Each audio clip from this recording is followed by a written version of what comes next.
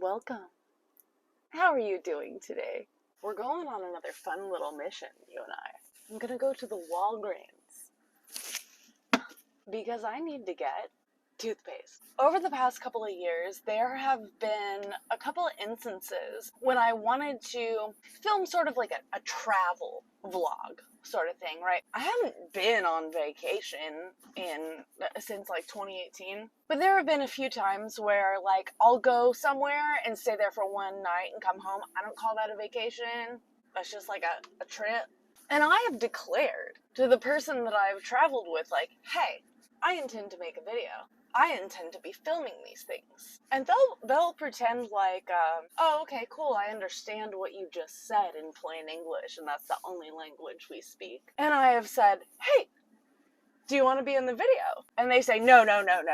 But the person that I have traveled with, it's always the same one, will wander around with their back just in the frame of the, like, obscuring the view, and then they just talk and ramble on the entire time. Either that, or they will be playing like a many years old rerun of the fucking Howard Stern show. No, I'm not kidding. This happens. Or they'll be playing music loudly, and it's like, I don't know what to do at that point. Because, like, I told you I'm trying to do something. But, like, you act confused, annoyed, surprised, shook that I'm doing the thing that I told you I was going to do. So, like, I have filmed those things, but, like, the footage is entirely unusable. Like, I can't fix it in post. Including snowpocalypse, the winter storm we had. What was it? Was it in 2021? Yes. Texas had this terrible winter storm in 2021, and it snowed at my house, and I was like, oh my god, I'm going to go outside and I'm going to film this. And I told them, like, I was putting my thermals on, putting on 2 pairs of socks, doubling it up, getting warm, because it was cold as shit. And I said, I'm going to go outside and film because I want to make a video about the snow, the storm. And they said, okay. And then they followed me around talking, standing in the frame, and then just getting annoyed at me for being on my phone. Which is not like I'm on a fucking conference call on speakerphone, like just blabbering with like 10 people. I'm using the camera. And this past weekend was no exception. So I didn't bother trying to film anything usable to make a video out of. I filmed a couple of things just to like have as souvenirs, documentation, cute little things that happened while I was on this trip. So, over this past weekend, I went down to Padre Island. Not South Padre, not the destination where everybody goes for spring break. No. We went to the one that has, like, nobody there.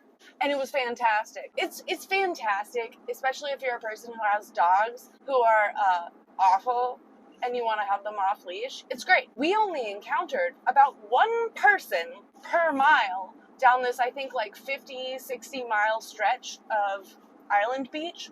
And it was very cool because they have, this is something I was unfamiliar with. I'd never seen it before, but effectively I'm calling it dune land, where like you have the beach, right? And then you have the dunes. And then on the other side of the dunes, oh, there's a whole world of dunes. There's flowers. There's spider web just flowing in the breeze. There's fog. There's a whole lot of gopher holes. And there's a bunch of cute little crab holes. And it's interesting because you see it like a crab hole. And you think that, like, well, at least me, I think of a big crab. And then I think of my shellfish allergy. But no, they're these tiny little crabs that you can hardly see. They look like spiders. Oh, they're adorable. And something really exciting about this beach was I found a fucking coconut. 2, actually. But the other one was kind of roughed up and busted. It wasn't worth, taking home. But this one, oh, it's covered in dog fur. Well, still a good coconut. I'd never in my life seen a coconut at the beach. And I'm not like a landlocked person. I've lived in Texas my entire life. The coast has always been right there. So I've been to the beach plenty of times in my life. Never seen a coconut. I thought it was exciting. Another thing that was a first for me was I found a pair of Crocs. And now, they were not a matching pair. No, one of them was like a rainbow tie-dye Croc, and the other was like a Minnie Mouse Croc. And they were only like 10 feet away from each other. The interesting thing about all of the trash on this beach is not, I'm not going to harp on how sad it is that our beaches are full of junk. Because none of the trash there is directly the fault of the beachgoers. It is very apparent that everything is just junk that got coughed up from the ocean during like a storm. And oh my god, dude, this beach had hella shells. Like, insert footage.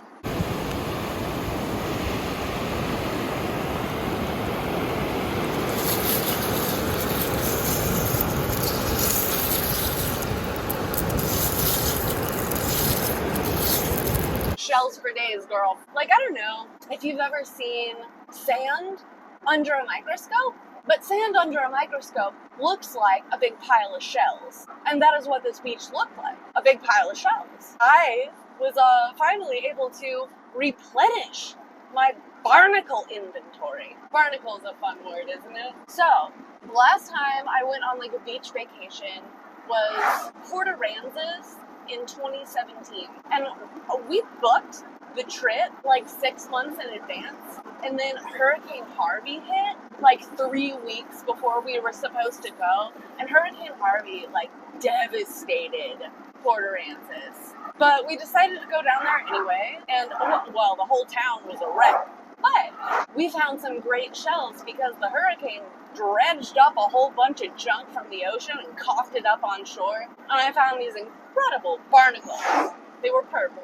And that Christmas, 2017, I used all the barnacles I had found from that beach trip as part of like a gift that I gave my mom. I put together this cute little planter, a little miniature herb garden, and I put the barnacles in there. And my mom immediately let all of the plants die, and now she's just, I don't know where the fuck the barnacles went. The planter, was once seen around the backside of her house. I don't know where it is now, probably at Goodwill. And I just felt like, damn it, Mom. I wasted my barnacles on you. I'm just kidding. I love my mom. She deserves the barnacles. But I didn't have any more barnacles left for myself. So I started collecting barnacles like crazy this weekend. I wanted all of them. I wanted all the barnacles. Because I don't feel like it's been very common for me to have found barnacles at beaches in my entire life. Otherwise, I would have a lot more. And another exciting thing. Oh my god. I found, for the very first time in my entire life, I found not one, but 2 sand dollars. That's a lot of money, y'all. $2! And they were intact. They were in great condition. I should have brought them with me to show y'all. I didn't do that. Because again, we're just going to buy toothpaste. Something interesting though is that because it is winter, it wasn't the most pleasant weather for beach going. And I didn't know what temperatures to plan for. Because it's an island outside of Corpus Christi, which, oh my god. Corpus Christi has the Selena Museum. And I wish that we would have been able to go. But 2 dogs with us, it was just, it is what it is. So the beach was intensely foggy. Insert footage.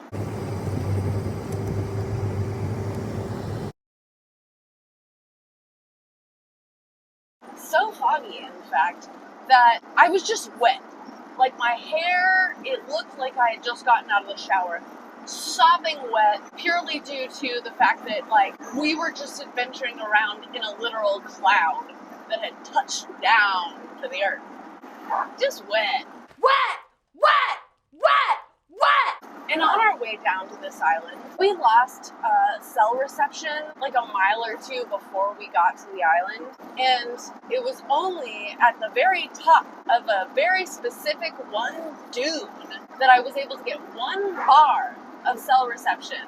and I got all of the alerts from my phone, all of the social medias that I like to complain about, along with a text message from my dad asking who my optometrist is, because I think he finally realized, like, he needs to get himself some spectacles. So I was able to reply to my dad real quick. But then outside of that dune, I didn't even have the SOS function, which is like, I've never even seen it before. But if you have no phone service, your little bars where it shows what your reception is, instead of having those, it'll say SOS, which means that, like, you only have reception enough to call 911. And for most of the island, I didn't even have the call 911 function. And it did occur to me once, twice, 9 or 10 times that my beach companion could totally kill me if they wanted to. I mean, I feel like I'd be pretty easy to strangle. That's my problem though, right?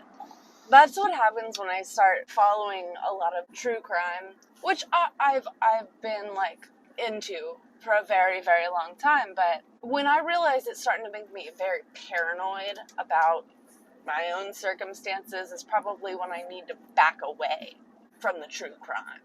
Oh, by the way, we're passing that retired rodeo sanctuary again. Nobody's close to the fence today, so we can't say hello or goodbye. But I don't know, man. I thought it was really great, even though it was only for one night and the weather was terrible. It was so great to just go down to the beach with another person, because last year I went down to the beach by myself for like a week, and earlier this year I went to the beach by myself like for 2 days for my birthday. But I got to go with my dogs. I wasn't alone at the beach with a tripod filming for YouTube like the lonely motherfucker that I am. And it's so fun, isn't it? Maybe you have children, so, like, this is, like, a different experience for you. But maybe you have dogs or a cat, and you've taken them down to the beach, and they, like, discover the ocean and the waves, and they're fascinated. And my dogs have been to the beach before, right? But every time, watching them get excited, it's like the first time every time. You know? They think maybe the waves are a playmate, and then maybe an opponent, and then maybe an edible, but then maybe not. I got to watch my dogs encounter a beached jellyfish for the first time. Had to tell them, leave that alone, come on. And yeah, it was cool. We saw like deer and coyote tracks in the sand, which is wild. I guess I didn't know they had deer and coyotes down at the beach. But it makes sense because we did find a lot of bones. I brought one of the bones home, and it looks like a hip joint of kind of like a large mammal. And I saw about like 4 like skull fragments. It looked like it was like the snout top part of like a skull. You could tell it was a skull. But then me being me and thinking I'm going to get murdered, I started to worry, like, oh my god, I've seen all these skulls. I hope one of them's not a person, because that'll really ruin a beach trip, you know? I always feel so bad for the individuals that have to stumble across or find a victim's body. There was this missing persons case that I followed several years ago. It was a guy who went missing from this town back in, I think, 2015. And I want to say maybe it was in 2020 that someone fishing the lower Colorado River discovered like a skull fragment stuck in the sand in the river. This is not a deep river. If you fall out of your boat, you're not going to drown. You can just stand up. It's like knee-deep water. I just always feel so bad for the people who have to find that body. And all of the times that, like, I, in my own head, have started coming up with, like, suicide plans, the only part I can't get around is the fact that no matter what, I will end up ruining some fisherman's day. And I really don't want to do that. It's impolite. One last thing I will show you, because I have it on hand, is I found this piece of, like, seemingly wood. It's spongy, and it's got, like, little shells stuck in the holes. Like, so creatures were living in it. And I found it washed up way close to the dunes, and it had been there for a while, and I thought it was very cool. So I brought it home with me. along with the coconut.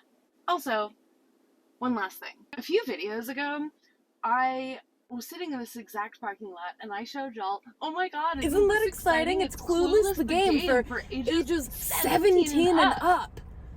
This is gonna be a Christmas present for somebody. I don't know who yet. But someone. And I found that someone. I went to Thanksgiving at my mom's house. There's always like 30 plus people. We have a lot of family. My cousin's girlfriend was there. And we were out in the driveway by my car. I was smoking a cigarette. And I said, hey, do you want a Christmas present? And she was like, yeah, sure. And I had Clueless the game in my trunk. And I got it out and I said, I want you to have Clueless the game. Which I feel like maybe it might have been a weird thing. Might have been a weird thing for me to do. But our entire family's weird. And so, surely, she's got it figured out by now, right? Yeah. And so, like, last night, my cousin sent me a picture of, like, him with his girlfriend and two of their friends playing Clueless the game together, and it made me so happy. And I replied to my cousin being like, are you winning? And he texted me back trying to say, like, no, not really. But then his girlfriend texted me an audio message from his phone saying, he's lying. He's definitely winning. Y'all, I want to thank you for listening. I feel like forgiveness is very important, so I want you to forgive yourself for the time that you have wasted watching this video. And have a good day.